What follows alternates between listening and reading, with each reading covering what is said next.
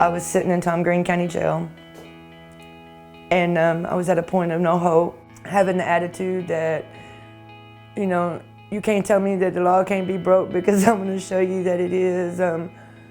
Just being a hellraiser and not caring. 6% of the United States is having an episode of major depression at any one point. 20% of people have had an episode of major depression. West Texas Counseling and Guidance is a nonprofit counseling center. We provide cognitive behavioral therapy for depression, anger, anxiety. We provide couples counseling, trauma work for PTSD, and we see a lot of kids for play therapy. What a play therapist is really about is it's about working with kids who use the language of play to communicate about their issues and to learn about different ways to deal with those issues. So those therapists actually start seeing kids as young as 3, and they will see kids all the way up to 12. We're so well trained that we feel hopeful when somebody comes in and has had awful experiences. We're able to help them, and we know that we can get them to where they need to be. LOSS stands for Local Outreach to Suicide Survivors. I became involved with the LOSS program because I lost my son to suicide 18 years ago when he was 22 years old. When this happened to me and my husband, it was totally unexpected. There were never any signs. People that have loved ones that die by suicide are much more likely of dying by suicide themselves. What the LOSS team is designed to do is respond to a suicide as soon as possible, and our job is to pretty much be there for the family, offer them some resources and materials. All of our volunteers are trained. They've all lost somebody to suicide. So they're the only ones that can go and say to somebody, I know what you're going through. Because there's such a stigma related to suicide. When my father called me on June 10th in 2015, I just felt like the blood just went out of my body, and I don't know that I'd be here because I had gotten into such a low point when my mom died. It was painful and it hurt, and I'd gotten to the point where I was almost wanting to do the same. If we weren't able to provide the services, or if somebody else wasn't able to provide the services, it would be really terrifying to think about what would happen. Last year we saw over 3,500 clients. Yeah, about 30% of those were children. We had a 28% increase in clients served, and we're seeing even more this year. That doesn't include our group work that we do, our outreach, our classes. That is just one-on-one therapy. Now, 4 years no needle, almost 3 years no pipe. I have a little bit, I have more hope now. It can be done because I'm a recovering addict. You just have to want to. Without West Texas Counseling, I don't know where I'd be. I was ready to be locked up. And now I'm functioning and I can live a happy life. I'm surviving and I'm doing it. And I know that if I need any extra help, I can call up here and I can get in. Please, just stop and think about it. Don't let this moment in time ruin your life and stop your life and totally ruin the lives of many other people.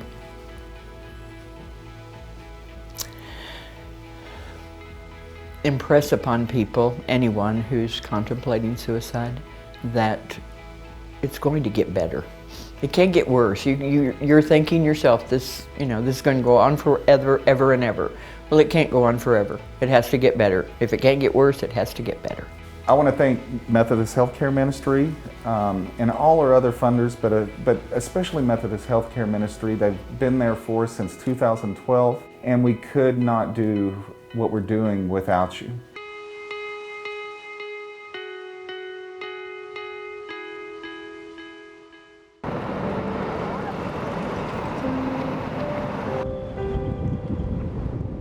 So I came to Cameron Park in 1996 and stayed here until 2008. Statistically, which who wants to hear about that, but it's the poorest and largest unincorporated community in Texas. There's lots of needs in the area. There's a real high population per square mile in Cameron Park, and it's really actually the largest populated colonia in the state of Texas.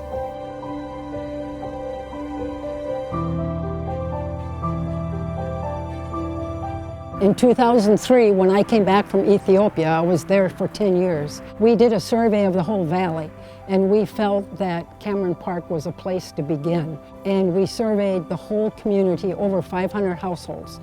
And if they had any needs of the local community, then we would get together with them and see what would be solutions to those needs. And that's basically how we started. Honestly, if it wasn't for Proyecto Juan Diego and a couple of the churches, the streets would have probably not gotten repaved, the drainage wouldn't have been improved, that kind of stuff wouldn't have happened. Our vision basically is to educate, to engage, and to empower families. If they need English, if they need citizenship, if they need help with anything, Proyecto is here within the community to help these families.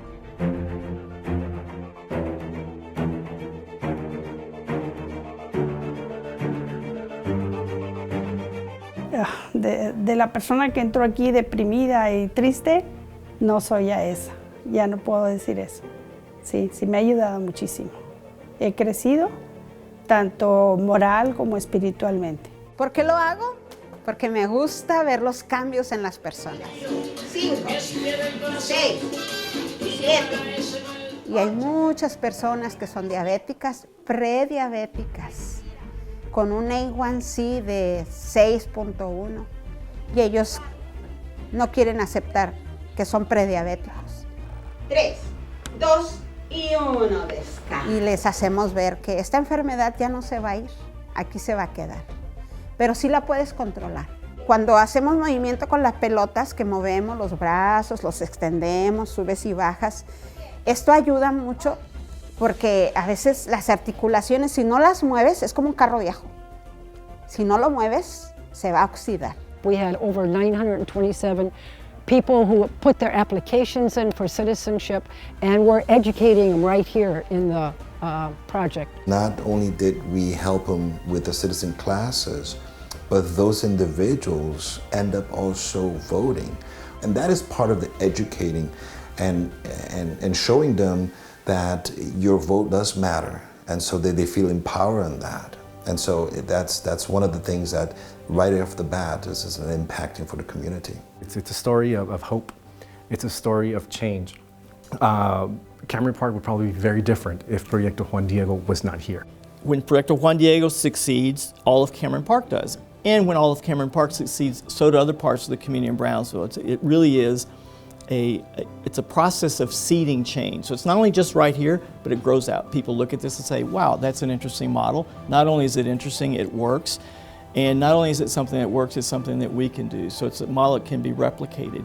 It's the people who are working here that make the organization what it is. They believe in what we're doing, and so therefore they're willing to give all they have for the people that are coming to serve.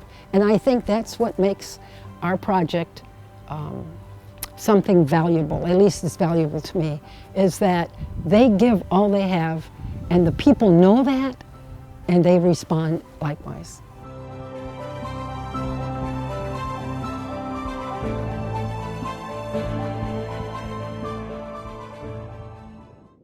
People's Community Clinic is a full-service family practice, founded in 1970 in a church basement and open just a few nights a week, staffed by volunteers.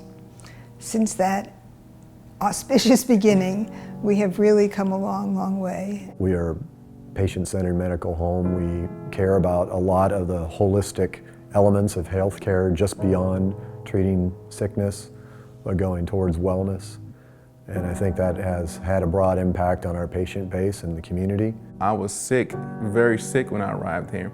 I was in the hospital for several months, 5 months in fact, due to a back injury. I was paralyzed from the waist down, and I had 5 different surgeries. One of those surgeries resulted in an infection that went up to my brain, and so I had bacterial meningitis. I had to learn to brush my teeth. I had to learn to put on my socks. I had to learn to walk again. And so when I arrived here at People's Community Clinic, my doctor noticed that, hey, you look a little depressed. And I'm like, I am a little depressed. I mean, who wouldn't be, right? And so she was like, we can help you with that. We have been successful in achieving patient-centered medical home status, which is, in my mind, kind of looking inward at our patients and what their specific needs are and trying to address them. They had somebody in-house, and the whole process was kind of quick, and so now I have my therapist working with my doctor to make sure that all my needs are met. People's has a huge impact in the community. We serve tens of thousands of patients. We are that safety net that enables people who are lower income, people who don't have access to insurance, to get the health care they need. You know, we're creating a situation where we can make health care a right rather than a privilege. In my faith tradition, we have a concept, and I'm Jewish, we have a concept called tikkun olam, to heal the world. And the way we understand that is that it's not our job to complete the work of healing the world, but it is our responsibility to participate in that work. Matthew 25, Jesus is talking to a group of people and he's telling them, you know, you're going to be blessed because you helped me. And they said, well, when did I help you? We don't remember helping you. And he says, you know, when I was sick, when I was locked up, you visited me. You know, when I was naked, you gave me clothes. And they're like, when did that happen? And he says, when you have done it to the least of these, you have done it unto me. And that is what People's Community Clinic is doing. They are giving it to the least of these people who have no insurance or are underinsured, or just, you know, having some problems in life. Maybe they have insurance, but because of their financial situation, they're not able to maybe meet some of the co-pays or get the prescription they need. Well, they can come here and receive that help. I've had good doctors. I was really surprised at the quality of the care, the compassion, the empathy, the expertise demonstrated by the providers here. And I came away quickly feeling like this is the best health care I've ever received. There's very few places that adults can receive dental care because it's not part of Medicare, it's not part of Medicaid, and it's not part of MAP. So someone has to provide it at minimum cost. We have a program that we help get people colonoscopies. The food kitchen. I mean, there's just so many programs here. You come to this class, we're gonna teach you how to do it, we're gonna give you the groceries, we're gonna give you the grocery list, we're gonna give you the cookbook. I mean, all these things are integral to good, healthy living, to good, healthy lifestyles. It's hugely important. If you're truly gonna be a patient-centered medical home and really understand all the social determinants of health, you have to know the person. You can't be treated like a number. And in order to know that person, that patient, it starts with trust building, dignity, and respect. And so that's built into our culture. Our world is in need of love, compassion, empathy, and right now it's a lack of it, but People's is here. One thing that I really noticed when I first became a patient was I felt like I was actually cared about. My providers were asking me, how am I living? And what am I doing? And they've worked with me and collaborated with me, understood my points of view on healthcare, and brought expertise to the table to help me to live my life the way I want it to be, and also to be the best life with their guidance. If it wasn't for People's, you know, I might still be stuck in my depressive state. I don't know. It was a big struggle to get back on my feet, and I'm just thankful to God that People's was here to help me literally get back on my feet. And you know, if it wasn't for People's, man, I'd probably still be in a pretty dark place. Is life perfect? No. But am I in a much better place because of People's? Yes.